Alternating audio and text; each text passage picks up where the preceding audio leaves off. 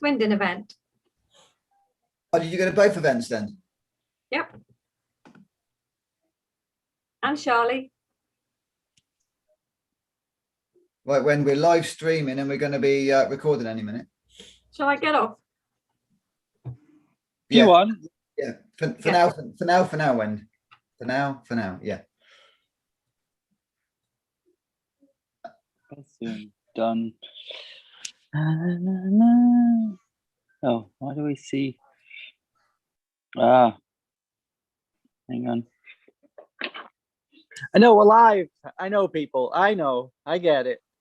But why do I still see Wendy's little thing there? I got that one, but I like seeing all the people. I don't know.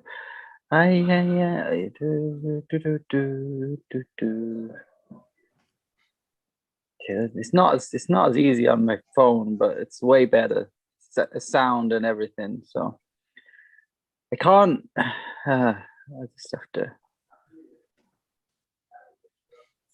We'll just do it that.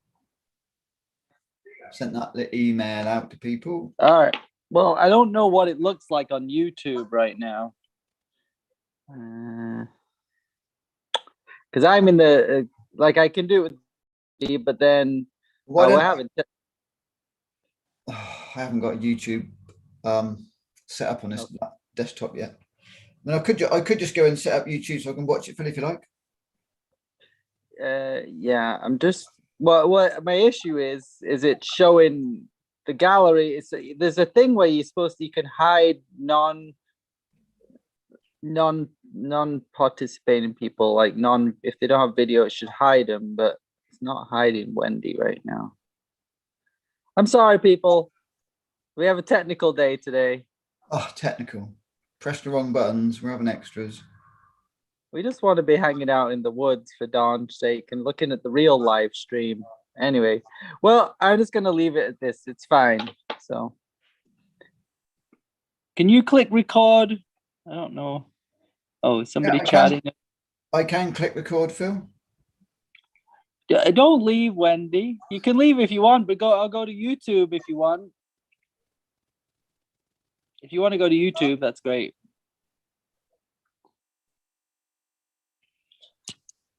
It's actually probably better for us, Wendy, to go to YouTube because that makes another viewer and a bit more interaction over there. Well, I'm Phil. And I'm Phil.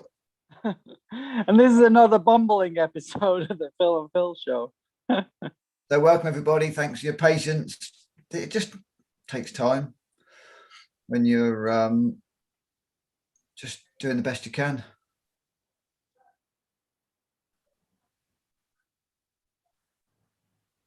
And Phil, where are you? I'm here.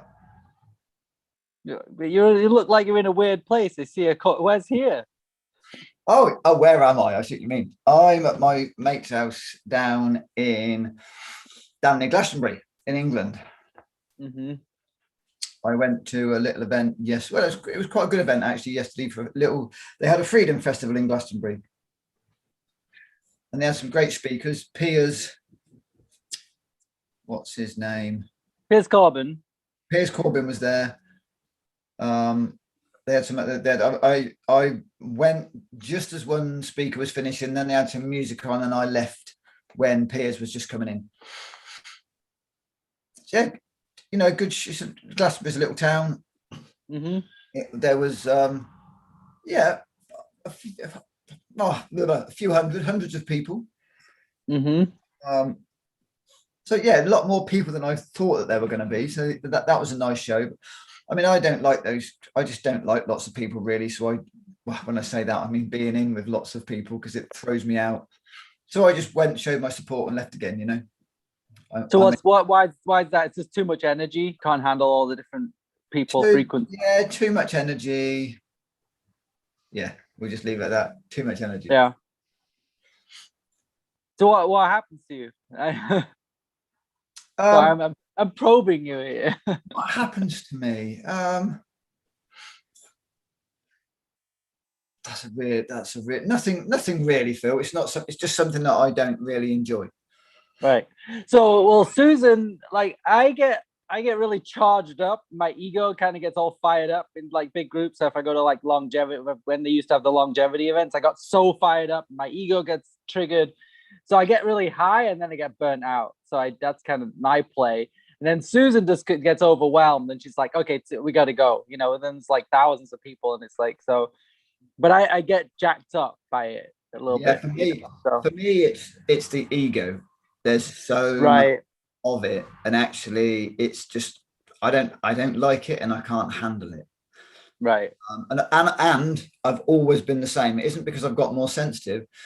The difference is, years ago, I used to drink to compensate for the fact that I didn't like it because it was something I was supposed to like and supposed to be good at with everybody else. So I just Right. used to get drunk, then I was fine. But you know, I haven't drunk for 25 years, so I've had to deal with it on a different level. And I prefer intimate groups, right? You know, I prefer small. When I say, and it depends on the group. You know, 100 people. If it's, you know, I've done that where I've helped a friend of mine run. We used to do survival skills and nature family camps. So they'd be, you know, they would range from newborns, literally like weeks old, to 80-year-olds. Wow. They were great because it was just everyone was there to learn. They were all out in nature. There was nothing to prove. So yeah, I can handle those. Right. But when they all get charged up, I just no judgment for me. I turn up, I show my face, I show a bit of support, and go away and, you know, come back and do my own thing. Right. Well, there's definitely a lot of that charge right now, and it's intense. So everybody's upset, and everyone's got different reasons they're upset. You know, so it makes that intensity high. Absolutely, you know, and we need, you know, there's a level where that's needed, Mm-hmm. and then there's the other level that I do, which so tonight is the eve of I'm fasting from tomorrow. Well, probably I'm going to clean my teeth tonight before I go to bed, and then I'm going to dry fast. For how long? That's what I've come down to see Pete. I'm going to do 5 days. Wow. That's my aim. Well, watch this space, because that's my aim, is to do 5 days, right? You've got to have a point to aim to, whether you fall short or go over.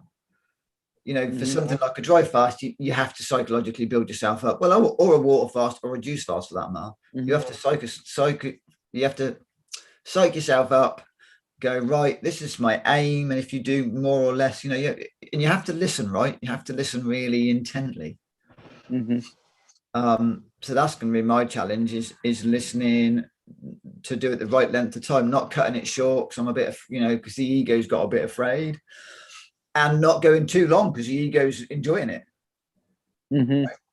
And the fine line is to actually be able to listen to that little voice that says, okay, Phil, that's enough now. Or, okay, you've done your 5 days, let's do another one. And it's the very fine line between the ego going, yeah, yeah, yeah, and that voice inside that actually knows best. So are you are you going to be resting? Are you going to be working? No, resting. I'm gonna do as much resting as I can, because when we're fasting, whether it's, you know, that's a really good question, Phil, regarding fasting, because I get asked this all the time. Well, do you have plenty of energy? And the answer is no. I'm not fasting to create plenty of energy so I can work harder. I'm fasting to give my body a rest, so my body can actually have the energy. So the biggest challenge, right, with fasting, and I don't know what your experience with this is, Phil, but the biggest challenge for most people is as soon as they get a bit of energy, they want to use it. They want to clean the house. They want to, you know, make juice. They want to tell everybody. They want to go out. You know, they want to go hiking. So the biggest challenge when you're fasting is to have the energy for yourself, and actually get the energy to go into the body, so the body can start to repair the you know, your heart, your organs, your brain, so it can dig that extra depth deeper into where you're digging out, right?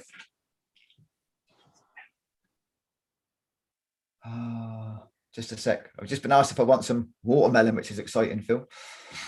Yeah, I think that'd be really nice. Hello, Phil. Hi. So yeah, so I mean that happens because hello. How you doing? Good. How are you? So, Phil, this is Pete. Have you met Pete, Phil? I think we met on a show once before. So yeah. Hi, Pete. Hey, how you doing? So, Good. I'm on the show. Yeah, this is our show. Oh, Yeah. I'm on the show. He thought we were just chatting. He didn't realise we were actually on the show, Okay. folks. So are you gonna fast too, Pete? Well, I just came off. I did an 8-day one. Started on Beltane, and then I did 2 weeks juicing. So I've only been on solids for a week. Oh, okay. But the documentary we watched the other night was just like epic. So that changed my whole view. If I didn't have lots going on, I would jump in. Pete's got some jobs that he needs to get doing. Otherwise, he would have come back into fasting again. You know that reality gets in the way. Well, Yeah. quite important things just around the place that I've got to catch up on. But after this documentary we watched last night of a guy doing a really interesting one, you know, it sounded really authentic. It changed my whole viewpoint on the. What documentary is this? It what was. did you- What was the guy's name? You know what? I'll try and get it before it ends and pass it on. But basically, there's a Phoenix Protocol, which is a 69-year-old guy. He's been doing it for about 4 years. He puts out some really good information. And then there's a Russian guy who's been doing the protocol for about 30 years, Russian doctor in Russia. So between them two, you get some really good information. So I was basing it around them. And then we came across this other one the other night, which kind of like, oh my gosh. It blows all the rest of it out the water, Phil. It does. It's quite epic, the guy, his journey. So, you know, we all have different belief systems. And to be honest, it's really nice listening to the Russian guy because he would assess you, which like on anything, we assess the person, where they're at, what they've been doing, their kind of level of toxicity, what they're eating, you know, what they're, you know, let's just say capable of dealing with in terms of going on a kind of fast or any type of detox. But it was, my journey was epic. It's the most epic thing I have ever done, or another one. You know, to be honest, it's you know, the pinnacle of exploring more seriously over the last 15 years in terms of, okay, I surrender, jumping in, I'm in this vehicle, okay, you know, hey, we all know we MOT our cars, service our cars, etc., but never really, you know, do it to our bodies, you know. And we're just so programmed up to the eyeballs. It's unbelievable. It becomes hilarious after a while, you know. We just need to kind of hack into our stupid gene and get rid of it, basically. So just to clarify, Phil, Pete did 8 days of dry fasting. Okay. Yeah, and it was an epic journey. And then as you do them, I realized even jumping in years ago with water fast and green juice fasts, you realize some of the information people are putting out, you know, so-called experts are kind of, you can see a truth in there, but there's so many levels, and you can see actually some haven't even done them. You can just sense and tell. It's like, wow, you would not be saying that. But hey ho. So, you know, the best thing we can do personally is jump in and not really, let's just say, attached to too many belief systems, really. You know, it's a bit of a gamble, you could say, but we are quite unique beings. Then living's a gamble, right? Well, but on a level, we ain't living. No, absolutely, we're not. No, you're right. Even we can think we're kind of living, but we're still, when you start going on more epic journeys, you're realizing we are, if we want to judge others, we're judging ourselves. We are still an aspect of The Walking Dead. But anyway, I better go and do the melon before Thank you, Phil. I rap on a bit too much. Yeah, that's cool. All right. Thank you very much, brother. Well, anyway, nice to see you again, Phil.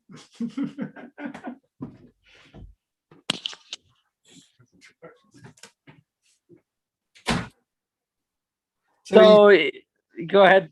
yeah, he's just had a new lease of life from doing that 8 days. Cool. So you're talking about the energy going inward, and you do see that. You see people get a burst of energy and then burn it all out, and then they crash, because they use up all that energy. So it's basically like you stop using your digestive system. That's one of the things. So then the body's like, oh, I got all this energy, but then it's like, oh, I want to use it for healing and detox and all that stuff. So yeah. The really interesting thing with dry fasting, which I didn't realize, was the body actually creates internal water. So it creates its own water. Mm-hmm. And it only happens if 0 goes in by mouth. Even if you have 1 or 2 drops of water, it's stopped because the body thinks you're getting water coming in. So actually, you're far more successful being dry than having little bits and pieces, which is fascinating. So what the body does is it starts to break down the fat cells, and within the fatty acids is water. Mm-hmm. It's enough water to hydrate you. And then they're also talking about making sure that you take walks in the damp air at night. So Okay.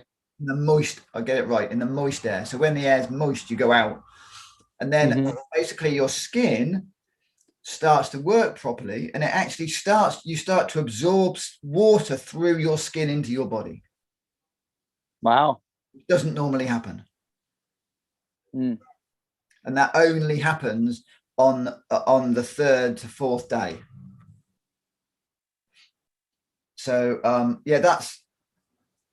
it's just, when you start to read about it, it's like, wow, that's really interesting. Mm-hmm. But there's also some kind of conflicting stories about dry fasting and how you do it and all the rest of it. So there's also there are different schools of thought. So it's interesting. But the guy that the epic journey Pete was on about that we watched the other night, this documentary, this guy had done all this diet and he tried all these different diets, the green diet, the fruit diet, the herbs, water. He did a little bit of intermittent water fasting, and then he found dry fasting. So he did a 5-day and it didn't change much, did a 9-day and it didn't really change much. Then I think he did something like an 11 or 15-day and it didn't really change much. And he's just like, wow, because he had his story is he had a virus that lived in the skin and up the nose and in the ears, and nothing got rid of the virus. So then he came across a lady on the internet. Mm-hmm.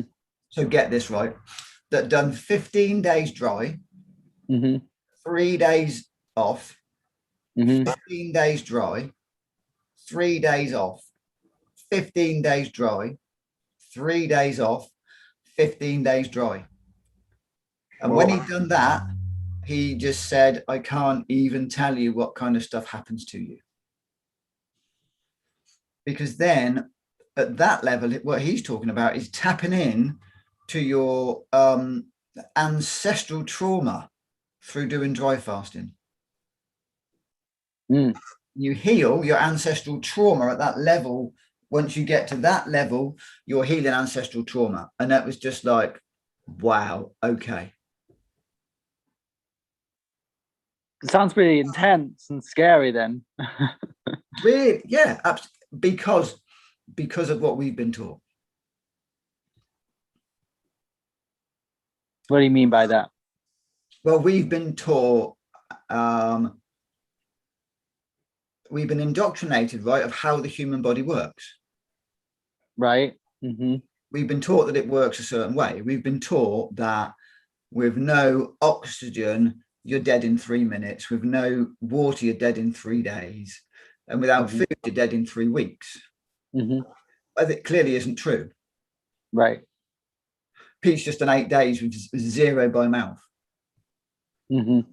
So clearly the body doesn't work like that. Right. You know, and I've done 2 days several times. And, you know, there was a young woman that I was following again on Instagram, and I watched her, you know, and then her little comment was, "I'm just breaking my dry fast on day 12." I started listening, because if you know, if not just a young woman, if a young person, any person can do 12 days, then there's something quite special about them, right? Because at the end of the day, all of us can do this, but it's the work that we have to do to get to that point. So why would somebody want to dry fast? Phil, that's a really great question. So why do I want to dry fast, right?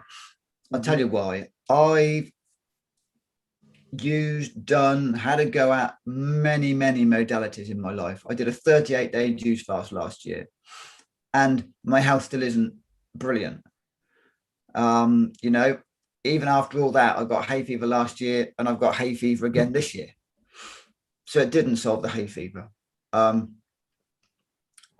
people will be saying, well, what about the emotional work? Well, I mean, I've done hundreds of hours of emotional exploring and digging and relieving with so many different modalities. Well, actually thousands of hours now. Thousands and thousands of hours I've done in various countries all over the world with various teachers. And it's been great. It's been great. However, there's more to it. You know, I've done so many modalities. I've done homeopathy with a Swiss homeopath to get stuff out. You know, I've done, as you know, Phil, I've seen Gabriel Cousins and did his protocol for quite a while. And I'm just searching, man, because there's an answer, right? There's an answer for this suffering. And actually, the thing that I love about dry fasting is no one can sell you anything. Nothing to be sold. There's no pills to take. There's no special water. There's no special this. There's no special that. And I remember saying to my dad a while ago now, I said to him, it doesn't even matter when you have a holiday, Dad. You still have to do stuff, don't you? You can't just do nothing. You still have to drink and eat and go shopping and buy. You have to buy the food, bring the food home. You have to clean it, store it, prep it, you know, whether you cook it or eat it raw. Then you have to wash up, then you have to dry up, you have to put everything away. And I was like, well, this isn't a break, is it? You've got to do stuff. Like, you know, I would just love to do nothing. And then pops up dry fast. It's like, okay, you reckon you want to do nothing? Okay, let's see if you're brave enough. Are you brave enough to do nothing? Because here's the answer to you wanting a holiday from everything. Do you know what I mean?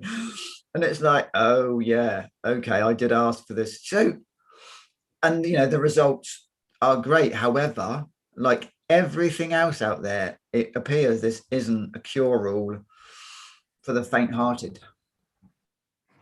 You know, you could add a challenge day. You could do a day in a dark room, blackened out room.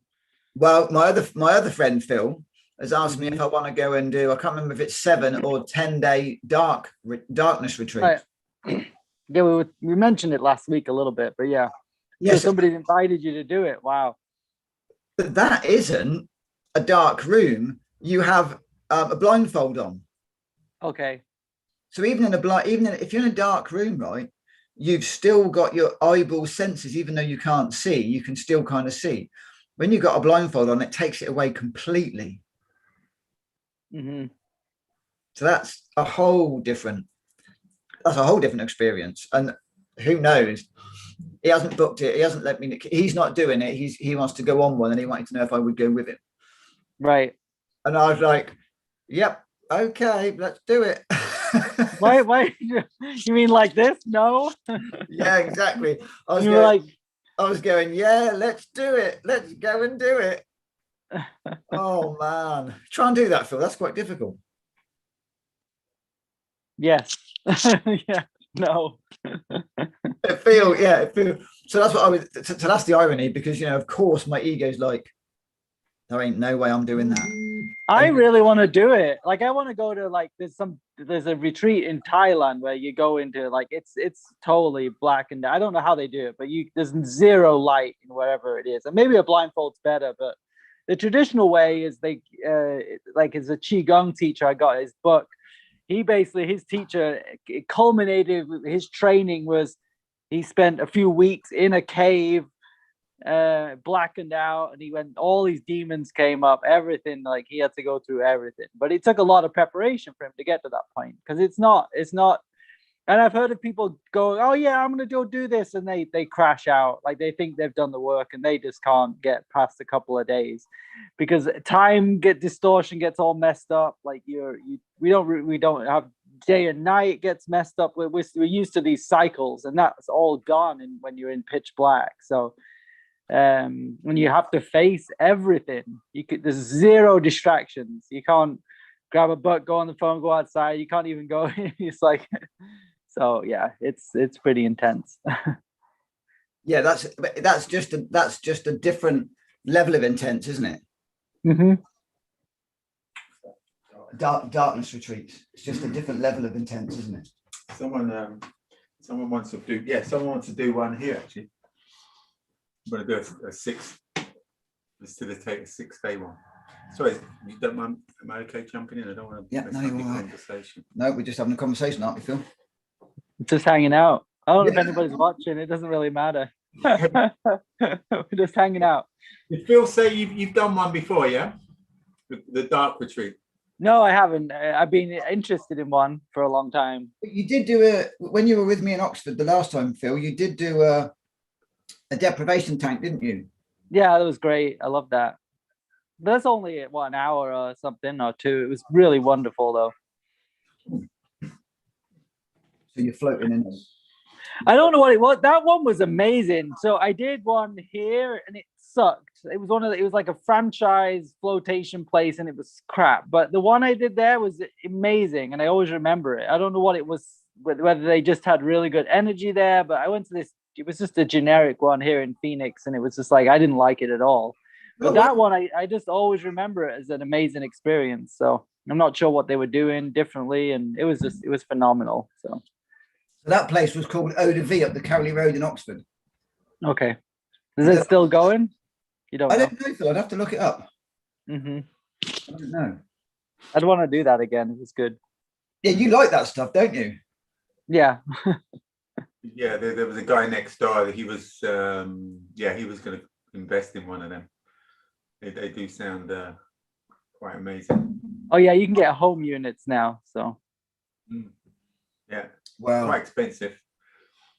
I had a vision to design one that was like made of clay, like a giant clay egg. Wow. And it was totally natural, like embedded with crystals and stuff. Like, because all these units are like plastic, and I was just like, we need something like a clay egg that you get into like a womb, and you lie there in the womb, and it's totally blacked out. I'm really in a creative vibe at the minute, so don't give me these ideas, please. I've still got the piece of paper where I drew this whole thing out, but it's like crystals embedded in it, and like it's like spring water coming in. It's just so.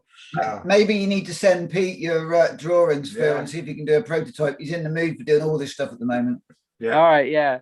It needs to be somewhere on the earth in nature where it's like, so you get all of the earth energies coming into it.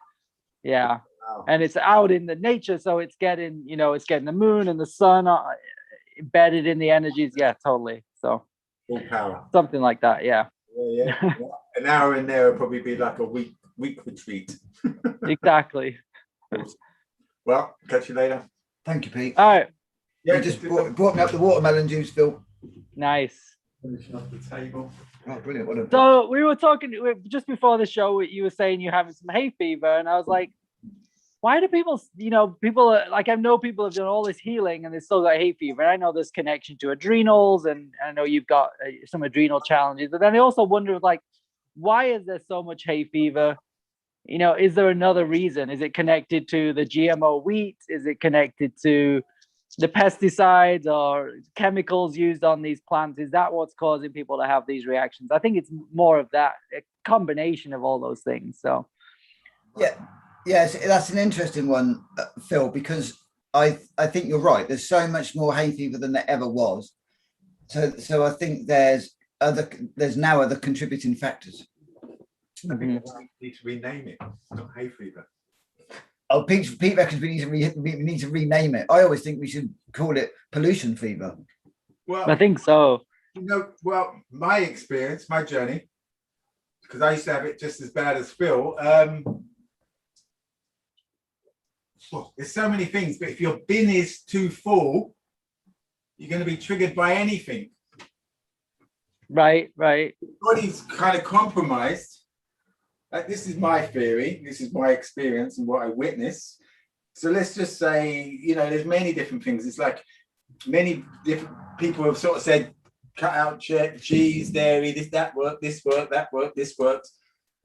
But what I realized, I wasn't doing any of all them things, and I had it about 4 years ago. My son rang me up and said, "Oh, Pete, well, Dad, I've got hay fever. Can you think of anything?" And I'm like, "Damn, I've got it as well." So I was researching, and I had never done a proper parasite cleanse.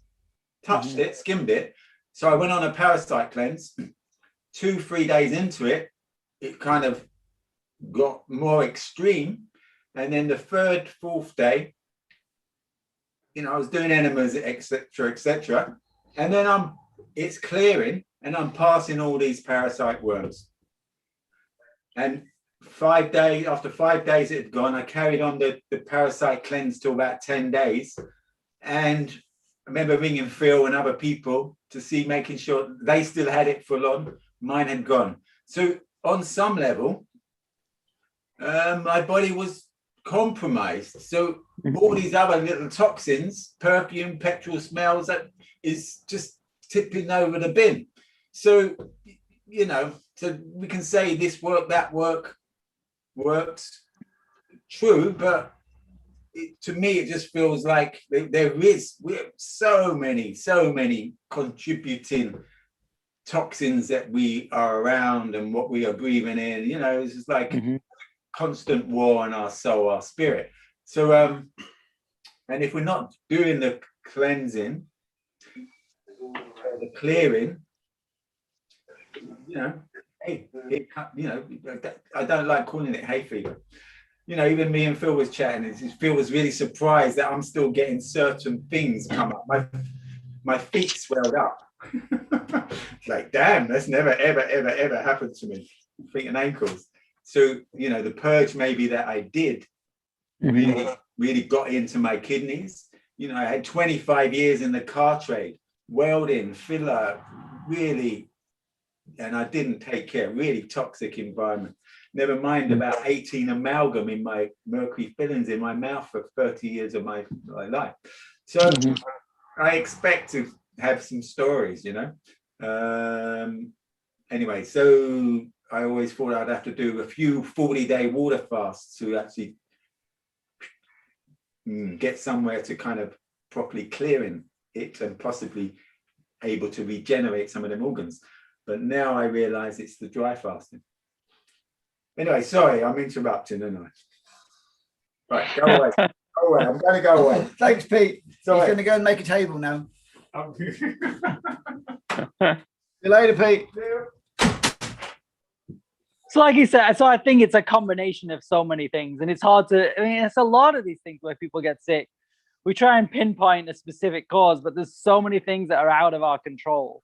Like, even if you're doing everything perfect, and, you know, there are many people, they've done everything right, and for whatever reason, it's like there's something, you know, we just don't know about, like some, you know, chemical embedded in the body, or something we're constantly exposed to, stress, emotions. It's like it's constant, you know. It's challenging. The medical medium reckons hay fever is streptococcus up in the nasal cavities. And you know, it could be that. It could be like this guy was going through with this virus. He just couldn't shift. Nothing would shift this virus. Right. But, you know, it's possible that it's a virus. And I think now we have got so many more viruses. Did you hear that bit, Phil, or did we freeze out? No, you're fine. Well, I'm not convinced on the viral theory. See, I think it's all toxins and pollutants. You know, I mean, I listen to Kaufman and Cohen a lot, and they're this like the whole virus thing is made up. And when you look back at like the history of all these different epidemics and outbreaks, they're related to industrial pollutions, toxins that have been introduced in the environment. And the virus thing that people are seeing is usually it's like it's the basically the exosomes that are coming off the cells that are stressed by the toxins in the environment. So the virus is kind of the result of the toxic onslaught on the body. So it's like, and it's like, so because it like all, I mean, you look at the studies on, you know, COVID and the way they've isolated the virus, they haven't really isolated. What they've done, and it's clear in all of the studies, they basically poison the cell in multiple ways, from starving it to antibiotics to mixing it with bovine serum and kidney cells, and then they say it's isolated, and then they look at it and go, oh look, the cell's dying and all this stuff, that's the virus. Like, but what they've done is they've poisoned it. So I think we're all being poisoned by different things, and this viral phenomena is just a symptom of that, you know. So we're just being poisoned, you know, on so many levels, and then combine that with trauma of like the stress of the 9 to 5 and the movies and the onslaught of media, and like why you're, you know, talking about you being overwhelmed at these events, like it's actually traumatic. Like there's so much energy, and we're all sensitive beings, so also feeling all the stress on the planet right now. I just want to jump in there with the energy, because if you remember, when you and I go to a stone circle, there is so much energy, and we love it. Right. Mm-hmm. Whereas when I go to those events, there's a lot of chaotic energy. There's actually trauma, disharmony being expressed full bore, and that's what I can't handle, because actually energy, you put me on a stone circle, you put me in nature, go in nature, right? There's masses of energy, and most people love it. So one is I use an example. I just use an example, right, Phil? For example, I was in London, right, a few weeks ago, as you remember, and there was a bar, restaurant, whatever, just down the road. And I walked up the door of the shop that I was working in, and I can hear all these people laughing and joking, and I didn't like it at all. I felt really intimidated and really kind of, well, I guess the simple word is kind of scared. I felt afraid.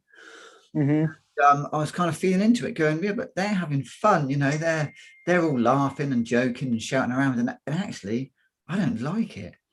And then I thought, oh, it's really interesting. It's a Friday night. Friday night. It's during the lockdown period, so you know, there's a lot of pressure and a lot of stress. And actually, what all the laughter and the so-called jollity that was happening was actually someone lifting the lid on a pressure cooker. Right. So superficially, it looks like everyone's having a lot of fun and they're laughing, but actually what they're doing is releasing all of that, let's just call it stress. And that's what I feel. So actually it's like the quality of the energy really affects me. Right. I agree. That's kind of what I was indicating too. I mean, I remember a time I went to New York City. It was awful, but it was like initially it was just like, oh my God, this is amazing. And it was like this high and this rush, this adrenaline rush. And then it was just like, oh my God, this is exhausting. Like, and like people live there all the time, like these big giant cities. Like, I mean, I live in a big city, but I hide away kind of thing. So, but like, it was just like in New York City, you can't get away from it. Like in the downtown LA, the same thing, where the sirens blaring all the time. And it's just like so much like chaos. And yeah, it's all people's trauma. It's just like, it's the melting pot of all the crap, like of all the detox that's coming up. So yeah. And I get it. Like an advanced yogi could probably live there and find peace, but it's like Yeah. we're not quite there. So Well, it's not that we're not quite there. We're all bloody burnt out. we're fried, you know. We're fried, and then the trauma that's going on right now. So we're all got this collective trauma, and then we've just been through, and we're still going through a year of being even more traumatized. So we've now got this added like level of trauma that's been put on us, and it's going to be some work to unwind this. Like we've all been put through this, regardless of what we believe or anything, what we eat or what we believe about viruses. It's irrelevant. We've all been through a massive trauma, and it's like it's unfolding. You know, we're trying to comprehend and grasp that. I mean, I'm feeling these times where I'm just like, I crash and I'm just wiped out and I just have to lie down and sleep, you know. Like today I was just like, until our call, I just went to sleep. I was like, I'm so tired. Yeah. So. And also they feel what's coming in now. I was talking to a woman last Sunday at the stand in the park. I think it was there I was talking to her, and she was just saying that on certain days now, there's massive amount of light photons coming into the planet, which is causing our consciousness to raise or not. And for some of us that are really sensitive, it does one of two things. Either people have loads of energy and do amazing things, or they do what you just said, which is they end up going, you know, they crash. Yeah, I think my body's trying to like process it all. It's just, I think I'm tapping into that. And it's just like, I just feel really tired. And it's not like a tired, like I've been working, like I had this week off, and I'm just like, but it's just like this massive exhaustion that comes in. And it's like, and yeah, it feels like an overwhelm of energy. It doesn't feel like, oh, I did too much or I'm unhealthy. Like, because I feel pretty healthy. Like overall, I look healthy, but then there's this, it's just like, it's just too much going on. And it's just like, my body's just like, I got to shut down, like enough, like too much. What's happened for a lot of us, especially those of us that are sensitive, is we're burnt out. Yeah. So as soon as all this energy comes in, which actually people like us that are super sensitive are lapping up, we just can't. It's just too much for the bit of energy system that's left in our bodies. Right. You know, it's too much. And that's one thing I just want to talk about with Pete on the fast. When he was dry fasting, the message he got at the end was, you know, his organs started to communicate with him and like, Pete, you know, you've abused us your whole life. We're tired. We're done. You know, and he said, Phil, our organs actually communicate with each other, but our organs are so tired and done that they've stopped communicating and they don't know what's going on anymore. Right. I just thought, wow, you know, that's a deep insight to really get that, get that. It makes perfect sense to me from listening to Dr. Morse and other people, but to get that insight where actually the organs just can't communicate with each other. They can't do that. They're shutting down. They're you know, and actually this is what Gabriel said to me, Phil, when I was over there. He said, actually, Phil, you've got mitochondrial disease and you've got multiple organs shut down. Wow. You know, and he said, actually, your organs one by one are shutting down. You know, this was 16 years ago. You know, he said, you've got a lot of work to do because you've got to stop that. You know, you've got to reverse that. And you know, that's the level of work that as sensitive people are at, is our organs are shutting down because there just isn't the energy. It's just, we're poisoned from top to bottom now. So, you know, people could say, like with dry fasting, well, isn't that radical? Yeah, of course it's radical. However, isn't eating poisoned food and using poisoned everything radical? Right. Yeah, of course. You know, if people think the lifestyle that like you and I are choosing is radical, right?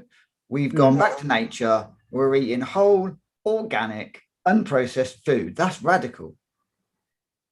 I mean, my God, how bad is it for that to be a radical act? It's so silly, really.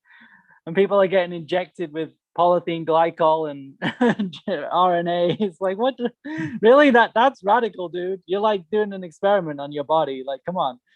Right, so if you think, right, Phil, I'm going to do a 5-day dry fast, which is 0 by mouth, which everyone thinks that The majority of people is like, oh my God, Phil, you're doing something extreme again. Well, to me now, it's not extreme, right? Right. But going to McDonald's is bloody extreme. It's insane. Yeah. There's not a bit of food in sight. Right.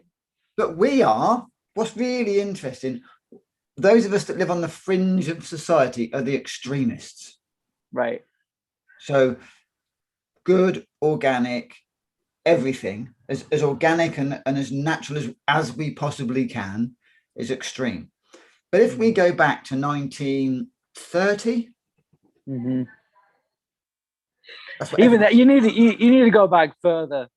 you 'Cause don't the- even to well, 90, well, even the to food 19 the food was organic, but like they were still bringing in the Industrial Revolution in terms of heavy metals and all sorts of crap around that time. Absolutely, but what I was getting at there was all I'm saying is 1930 isn't very long ago, right? It's less than a Right. century ago, and Mhm. all of our food was organic.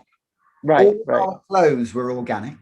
Hmm. All of our personal care products, the few that we had, were organic. Everything was organic. And Right. now all me and you are doing is basically removing ourselves. We're going backwards in lots of ways. 100 years, that's all. But we are the extremists. Right. Hmm. So we're going, there's a guy that I follow, and at the bottom of every one of his posts, he just says, "Get back to nature, my friends, get back to nature." Hmm. And you know what? You talk about it a lot. And I think in our show, we need to remind everybody, and it's get back to nature, get back to Mother Nature. But also, what most people are missing out on as well now is get back to your nature, Right. Hmm. get back to who you are. And even if we, the reason why water fasting, dry fasting, dew fasting is extreme is because it's been made that way. But look at Christ with his Christ fast. He went to fast for 40 days. Hmm. So what I'd like to suggest, Darn extremist, that Christ guy. and he died for us all as well, apparently, bless him. Yeah. But what I'd like to suggest, and I'm going to boldly suggest this on YouTube, was he didn't do a water fast, he dry fasted. Most likely, yeah, but he was living on the prana, the almost energy. Yeah, for sure. In the desert. Yeah, Exactly. absolutely. So that's the conclusion, rightly or wrongly, I don't really care. But that's the conclusion I've come to at the moment, because Well, he's in the freaking desert. Where was he getting water from to go for a 40-day? I mean, like, yeah. So he sat by an oasis, didn't he? yeah. But, you know what I mean, though? So I think the average person, well, this guy was really interesting that we watched right on this documentary. He said, you can tell, this is extreme, man. You can tell when to stop. He said, because you start to stiffen up, your joints go stiff, your body goes stiff. He said, and that's because your blood's got so thick and sludgy it can't move. And that's the time to break your fast. Oh God. But for some people, Phil, that might be 12 hours. Right. For some people, that might be 24 hours. For other people, for me, I know when the last fast I did was 42 and a half hours, the last dry fast. Mm-hmm. And I committed to go to a picnic, even though I took a lemon water with me and watermelon, so I was breaking the fast. And when I was there, this little voice inside's like, "You're actually going to break your fast now?" And I was like, "Yeah, I've said I'd come and have a picnic with everybody." And it's like, "Yeah, but you could do longer." And I was like, "I know." And then they're like, "Well, just telling you." So whereas the last time I did not the last time, a few times ago, I did a 46 hour, 48, 46. And this little voice said, "That's enough now, Phil. You can do it again. You can do it soon, but that's enough now." So it's really interesting, having had that experience of 46, 48 hours of, okay, that's enough, to then doing 42 and a half, going, come on. So, yeah, so interesting. Right. So I know now I can at least do, I can easily do 2 days, because that's within my practice. So therefore 5 days feels two things. one is it feels like I have to push myself.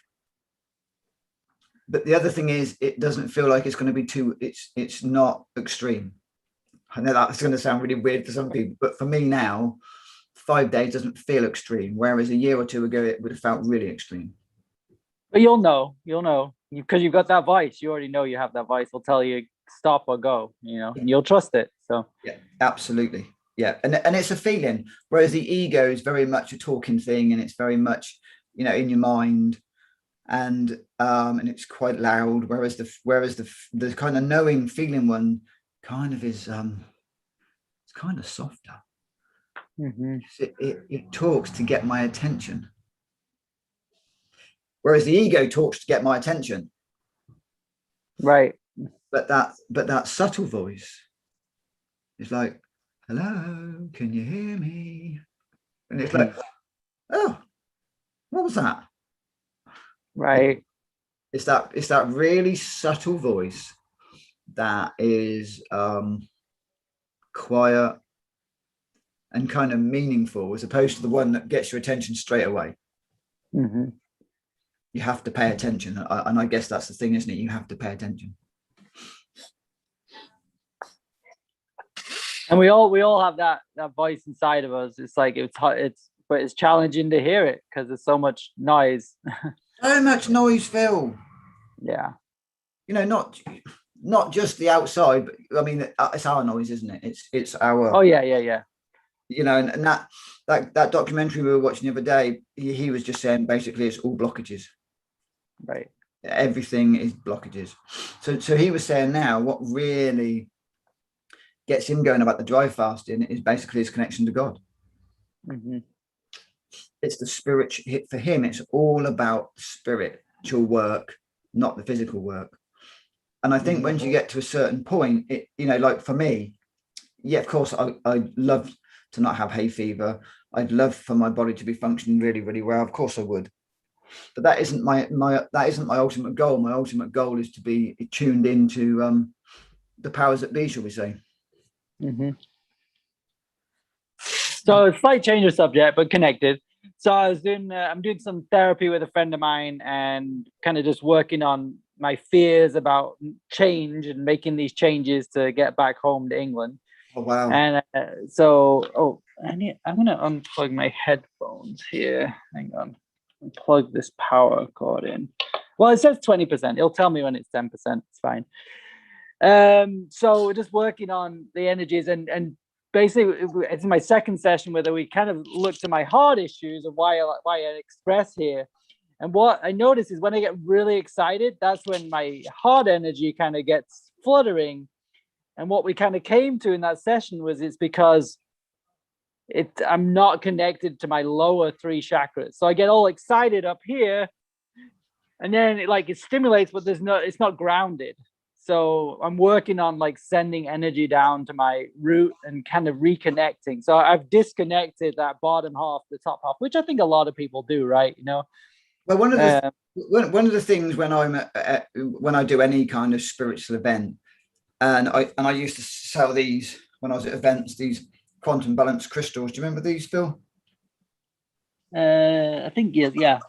So they're all the colours of the chakras, right? Right.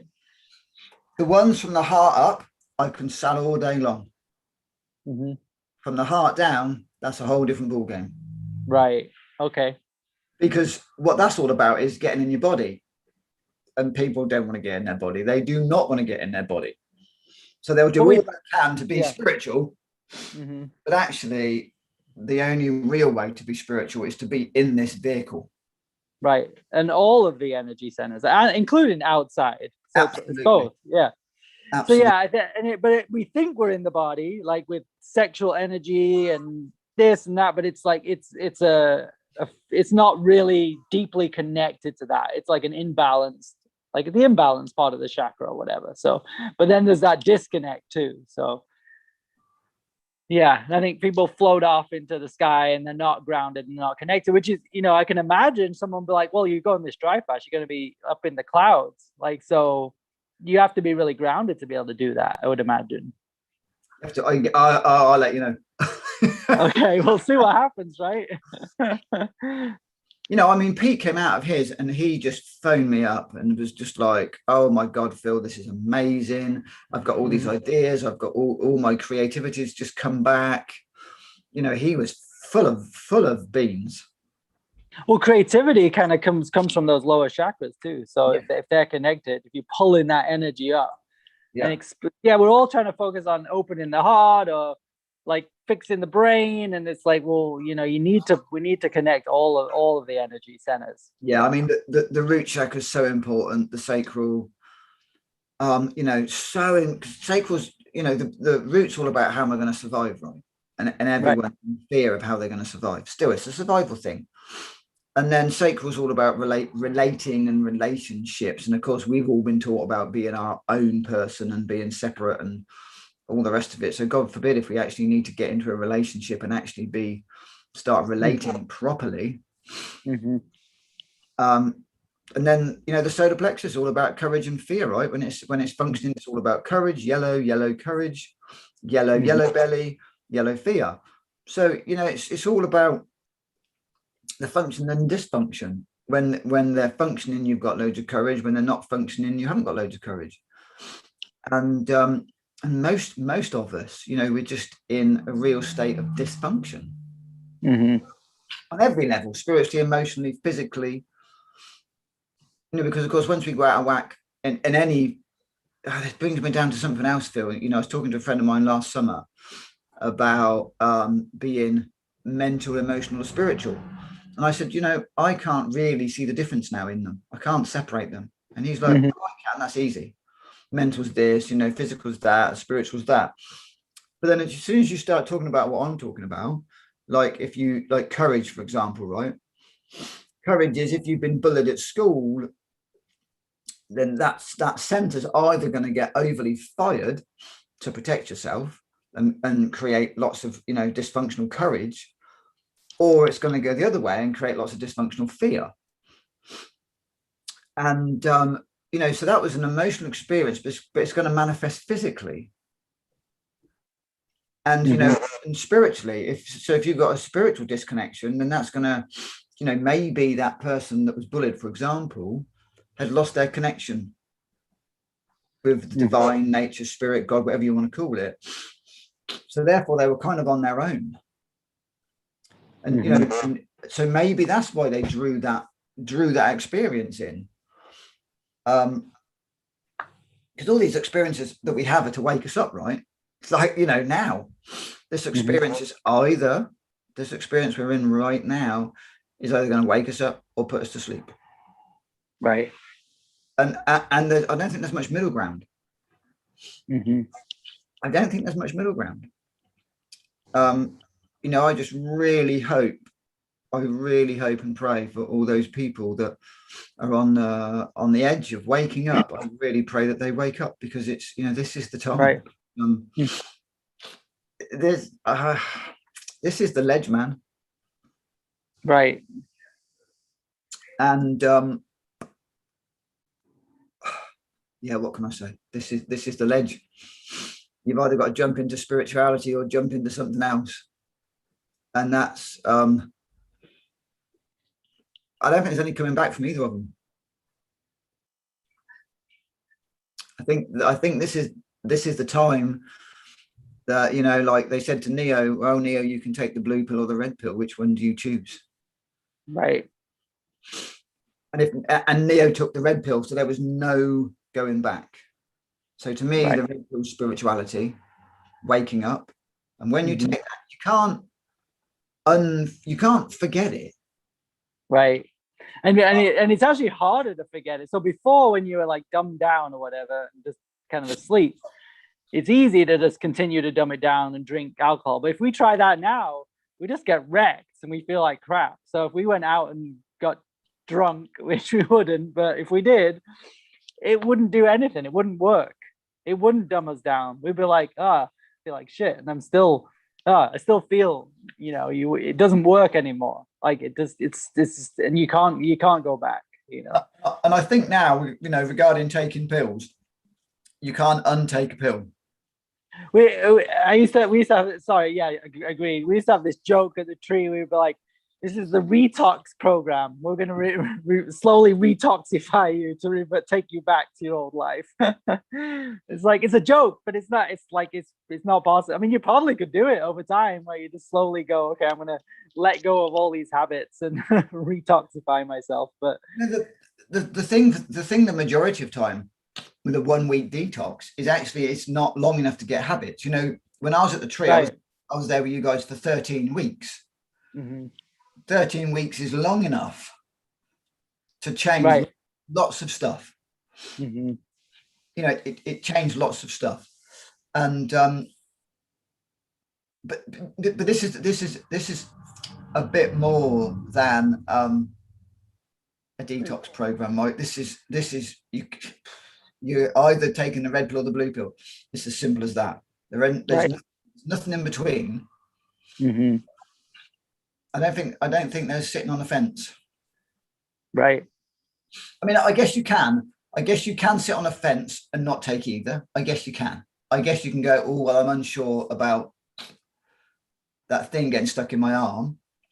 So therefore you don't do that. And I suppose that isn't necessarily a spiritual awakening. It's Right. It's only when you see what's going on behind it that there's the spiritual awakening, right? I reckon. Mm-hmm. Because some people, like a mate of mine, just doesn't trust the government, just doesn't trust the system. Right. He would never claim to be awake. Mm-hmm. He just doesn't like anything like that. You know, he Right. doctor, he doesn't like the hospital, he doesn't like the dentist. And we totally, we've got to thank those people, because the reason these people who are against the government, against the system, is kind of helping us out, because they're pushing back, and that's not like necessarily our job. I mean, we push back in our own ways through fasting and organic, but then there's these people who just that's where they're at. They're playing that game in the matrix, as it were. You know, maybe they are still in it and they have to play that, but I don't think that's us to do that. No, I think you're right. You know, I mean, there's those of us, like, you know, we're kind of a little bit like the sages up the mountain. So we're not on the battlefield. We're not right up front. We're at home. We're meditating. We're drinking our juice.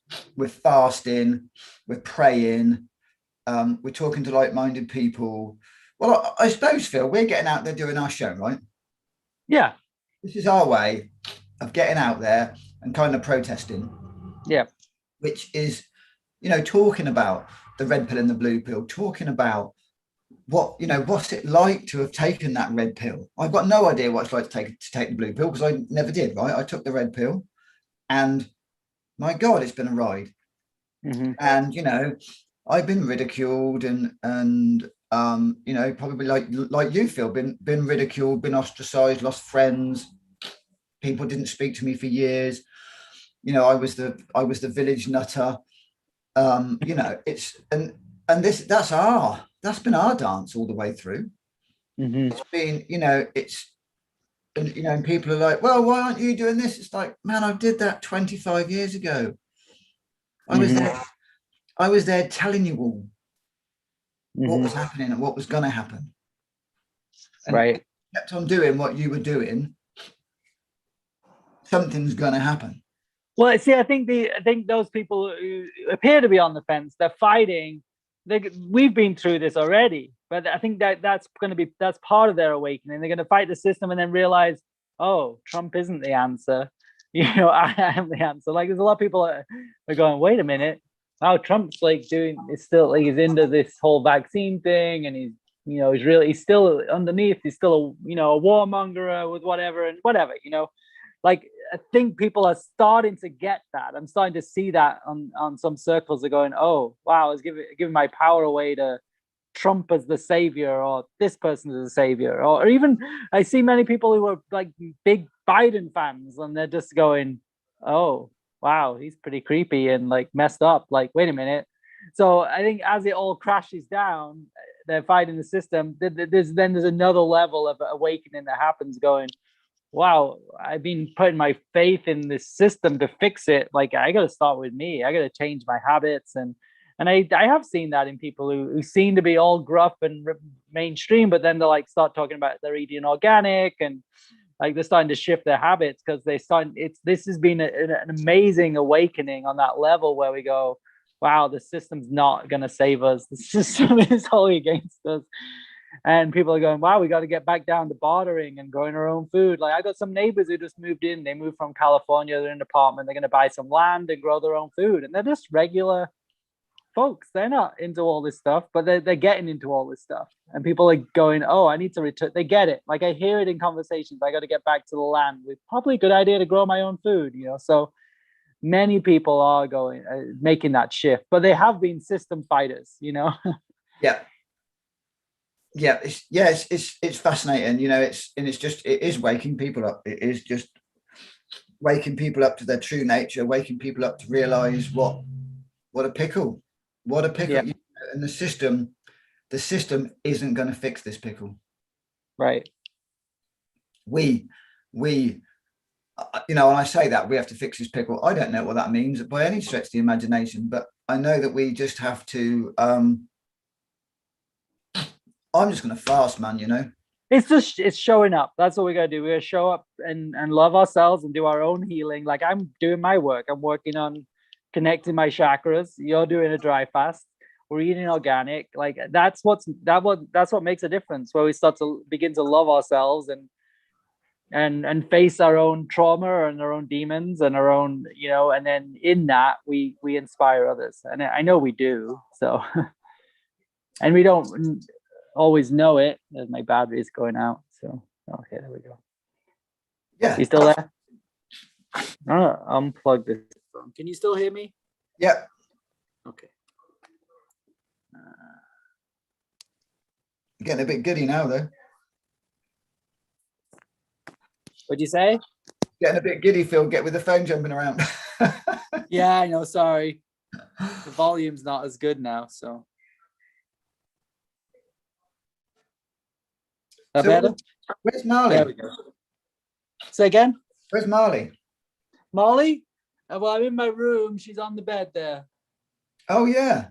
Can you see her? Yeah. She's kind of white with the blanket. So yeah. It looks like a she's right duvet. there. It looks like a bit of the duvet cover. She is a bit of the duvet cover. I told her to come over here, but she wants to be there. She's cozier. So. So how come you're in your room then, Phil? Oh, I just felt like being in here, hiding cool. away. Cool. Susan's out there watching something on TV. So. Oh. Yeah, she's been really struggling. This concussion has been very, very challenging. So, yeah, it's been a hard. So, sorry, I'm making you dizzy. Yeah, it's tough, right? It's brain trauma, isn't it? Did you get on any U3 Live in the end? We have some. It's in. Did you? Yeah, we have it. I don't know if she's been taking it, but it's there. I found it. So hopefully she's been taking it. So I'll ask her. That's what it was promoted as, wasn't it? I remember when I was at the tree, it was big for brain health, wasn't it? Yeah, I mean, Gabriel did a little study on it. There was a study on it specifically for brain. So yeah, I gave her a morning concoction of all these different herbs and stuff. So, but yeah, I'll remind her to take that. Actually, Phil, just thinking about that now, Dr. Morse does a good one called Upper Circulation, Brain and Nerve, which is a herbal remedy. Okay. That might be something, just, I'm not saying get it, just to look at to see what's in it. Okay. I know it's got KN in, because KN, of course, helps create the pathways around the brain. Oh, cool. Great circulation. Mm-hmm. So good. Well, I think that seems like a cycle for this show. It's been a power-packed show. Yeah. You know, I hope that's been useful for people. So remember, we've all got a choice right now at blue pill, red pill. Red pill's waking up. The blue pill is choosing to go back into a 26,000 year cycle. Hey, hey. If you put it that way, it's pretty like, oh, shoot, I don't want to do that. The blue pill's a 26,000 year cycle. This happens every 26,000 years. This chance to wake up. So my advice to you is take the red pill, and only the red pill of truth, and seek the truth seeker's path, Mm-hmm. and dance wherever that may take you. Yep. Because the thing that I found on that path, Phil, is it's led me to really incredible, beautiful people. Mm-hmm. Yep.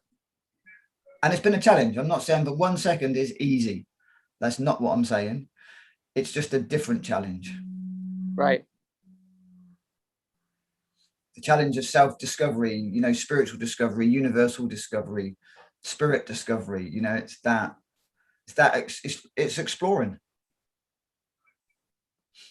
That's what the fast is for me, right? It's exploring, and that's what explorers do. Right. I'm proud of you. That's really brave and courageous that you're doing this fast. So Thank you, Phil. I'm holding space for you. Oh, bro, thank you so much. Well, I'm Phil, And I'm Phil. and this has been another fantastic episode of the Phil and Phil Show. So if you like our work, if you like what we do, it'd be great for you to go and check out our website. And also on the website, there's a link where you can donate to us, which would be great to donate for us to pay for the hosting and website and different things. Yeah, brilliant. And if you're on YouTube and you like it, give us a thumbs up. Please give us a thumbs up. Interact with us. It's really important, because the more thumbs up, the more interactions we get, the more YouTube see us. And actually, that's something I've been learning, Phil, is please subscribe to our channel, give us a thumbs up, and please leave a comment, whether it's great, not great, really useful. You can do one word or a whole essay, but you know, please interact with us. We really appreciate it. Thank you very much. Great. All right. Thanks, everybody. Thanks, guys. Have a great night, great day.